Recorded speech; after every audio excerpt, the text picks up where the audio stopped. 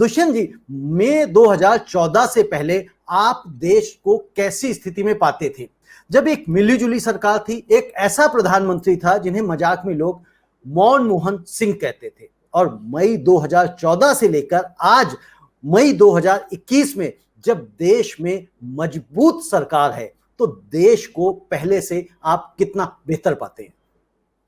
देखिए, मजबूत सरकार जब भी बनी है इस देश में, चाहे वो मिसिस इंदिरा गांधी की हो या नरेंद्र मोदी जी की हो, जैसे ही सरकार मजबूत होती है जुडिशरी वीक हो जाती है। और ये एक डायरेक्ट को रिलेशनशिप है, क्योंकि जजिस, बहुत सारे जजिस प्रधानमंत्री को, इंदिरा जी को या नरेंद्र मोदी जी को अपना हीरो समझते हैं। और अगर सुप्रीम कोर्ट के जजिस पब्लिकली बोले कि भाई ये हमारे हीरो हैं, तो नेचुरली आप समझ सकते हैं कि सरकार के जब डिसीशंस सुप्रीम कोर्ट में चैलेंज होते हैं, तो ये जजिस के पास जाएंगे, जो जजिस प्राइम मिनिस्टर को हीरो समझते हैं, तो naturally their inclination will be कि भाई इस डिसीशंस को सही ठहरा जाए, चाहे कितना भी वो डिसीजन देश के लिए गलत हो, पब्लिक इंटरेस्ट के खिलाफ हो।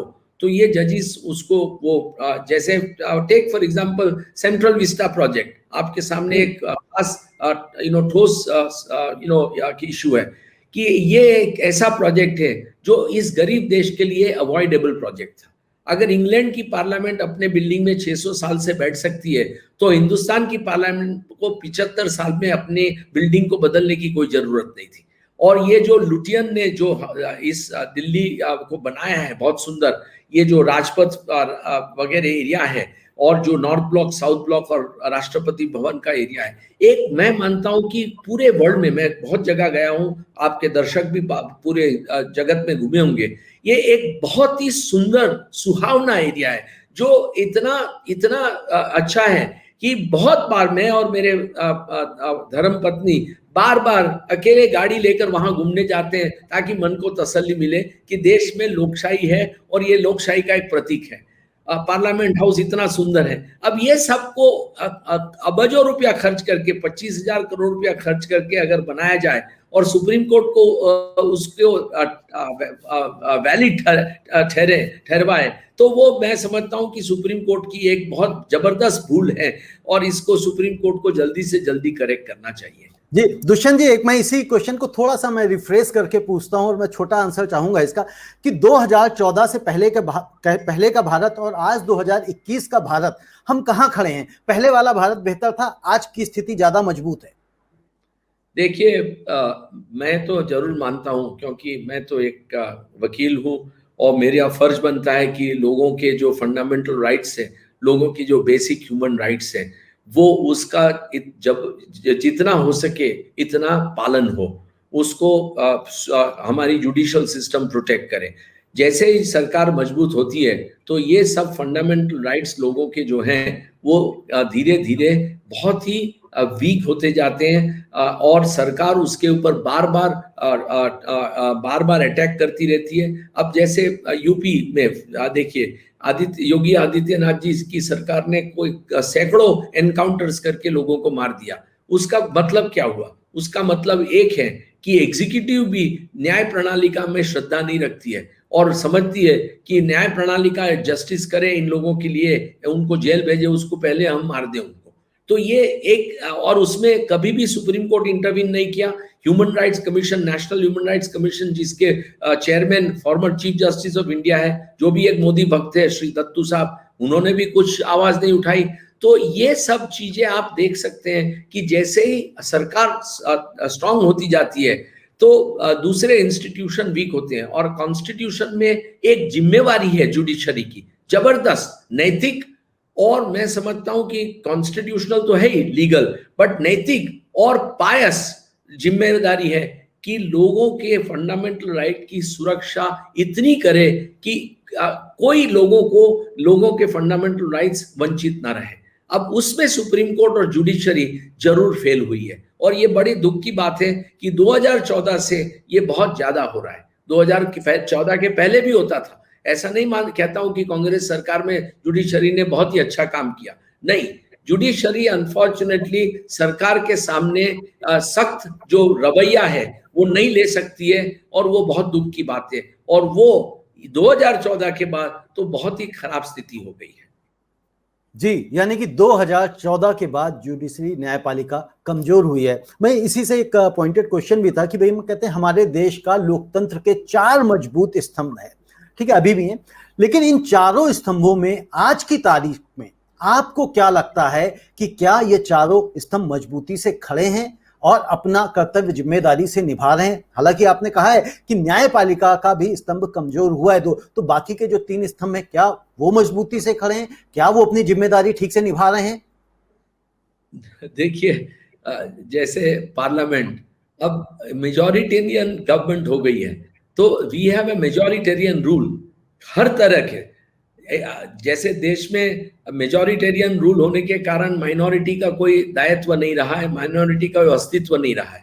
आज सरकार जो भी चाहे माइनॉरिटी के सामने कर सकते हैं, मीडिया जो भी चाहे माइनॉरिटी के सामने कर सकती है। अब जैसे निजामुद्दीन मरकज के केस में मीडिया ने इतना गंदा रोल निभाया कि हृदय को एक तरह का दुख होता है कि मीडिया ऐसे, अब इसके सामने अगर 60-70 लाख महाकुंभ में स्नान कर रहे हैं और सुपर सुपर सुपर स्प्रेडर है, मीडिया चुप रहा। तो ये और आप जानते हैं, आपके दर्शक भी जानते होंगे कि निजामुद्दीन मरकज में हजारों मुसलमानों को अरेस्ट किया गया। हालांकि उनको अरेस्ट करने की कोई जरूरत नहीं थी, क्योंकि you can not criminalise a sickness. वो वहां धर्म का पठन करने बैठे थे सरकार की परमिशन लेकर, दिल्ली पुलिस की परमिशन लेकर, और सेंट्रल गवर्नमेंट को सब जान था, इंटेलिजेंस ब्यूरो को जान था। अगर आप 4 घंटे का लॉकडाउन डिक्लेयर कर दे, ना बस ना ट्रेन ना प्लेन अवेलेबल है, 144 की धारा अगर फोर्स में है, वो कहां जाएंगे? उनको अरेस्ट करने का कोई कारण ही नहीं था, और मीडिया को उनको वॉकिंग बाउंड्स कहने का कोई हक नहीं था। फिर भी मीडिया ने कहा, और ये मीडिया के सामने जब हम सुप्रीम कोर्ट में गए तो हमने इतना ही सुप्रीम कोर्ट को रिक्वेस्ट किया कि आप इनके सामने सरकार एक्शन ले, और यही चीफ जस्टिस बोबडे ने इस मैटर को बार बार टरका दिया। मैं खुद 6 बार पेश हुआ, मैंने बार बार सुप्रीम कोर्ट को प्रार्थना की कि इसमें आप कुछ करिए, ये बहुत ही गलत हुआ है, ये इंसानियत के खिलाफ है, कॉन्स्टिट्यूशन के खिलाफ है, फंडामेंटल राइट्स के खिलाफ है। आपने लोगों को 6, 8, 9 महीना जेल में रखा, उसका क्या मतलब था? तो ये एक मेजॉरिटेरियन रूल जो हो गया है देश में, उसमें ना तो मीडिया ठीक से काम कर रही है, क्योंकि मीडिया भी आप देखिए, इसमें क्या होता है कि जैसे ही सरकार मजबूत होती है, जैसे भी एक लीडर मजबूत होता है, आज नरेंद्र मोदी जी बहुत सशक्त मजबूत प्राइम मिनिस्टर है, तो लोग एक भक्ति उनके लिए हो गई है। अब लोग भक्ति में समझ नहीं रहे कि सच क्या है और झूठ क्या है, सही क्या है गलत क्या है, हमारे देश के लिए अच्छा क्या है बुरा क्या है, ये लोग समझने की कोशिश नहीं करते हैं, और भक्ति में आकर उनके लिए कुछ भी करने के लिए तैयार हो जाते हैं। ये गलत बात है। आज नरेंद्र मोदी जी अच्छा काम करते हैं तो जरूर उनकी सराहना होनी चाहिए, बट अगर नरेंद्र मोदी अपनी कॉन्स्टिट्यूशनल ड्यूटी से चूक जाते हैं तो मीडिया की, जुडिशरी की, पार्लियामेंट की, सबका दायित्व बनता है कि उनको रोका जाए।